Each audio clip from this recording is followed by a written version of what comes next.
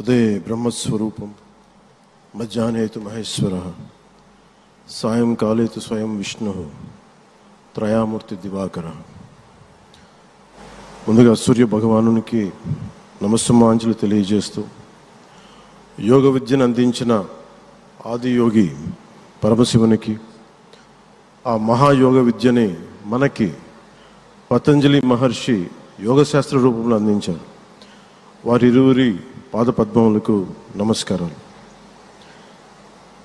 మన యోగ విశిష్టతను, గొప్పదనాన్ని ఋగ్వేదంలో ఉన్న మహానుభావులు తెలియజేస్తే దానిని ప్రపంచవ్యాపితం చేసిన దార్శనికులు మాత్రం గౌరవ ప్రధానమంత్రి శ్రీ నరేంద్ర మోదీ గారు.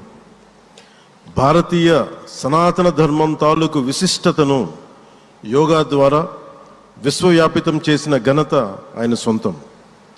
యోగా సాధకులు ఎంతటి దృఢచిత్తాన్ని కలిగి ఉంటారు, ఒత్తిడి జయించి సంకల్ప సాధకులుగా ఎలా నిలబడతారన్న దానికి కూడా మన గౌరవ ప్రధాని శ్రీ మోదీజీ గారు నిలువెత్తు ఉదాహరణ.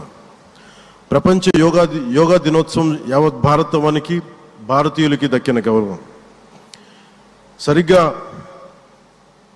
ఒక 2014లో అప్పుడే ఐక్యరాజ్య సమితిలో గౌరవ ప్రధానమంత్రి మోదీ గారు ప్రవేశపెట్టినప్పుడు దాదాపు 177 దేశాలు ఈ రెజల్యూషన్కి మద్దతు పలికినాయి.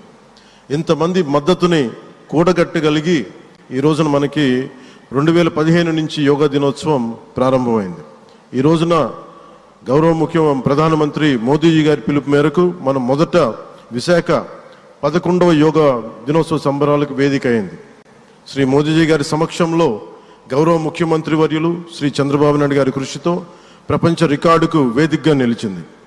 విశ్వనరులు మోదీజీ గారి పిలుపు మేరకు యోగా ఒక వన్ ఎర్త్ వన్ హెల్త్, ఈ ఆరోగ్యం థీమ్ని ఈ వేదిక నుంచి ప్రతి ఒక్కరూ ముందుకు తీసుకెళ్లాలని మనస్ఫూర్తిగా కోరుకుంటూ, ఇక్కడ ఆసీనులైన మీ అందరికీ ఇక్కడికి వచ్చేసిన ప్రతి ఒక్కరికి కూడా పేరు పేరున నా హృదయపూర్వక వందనాలు, నమస్కారాలు.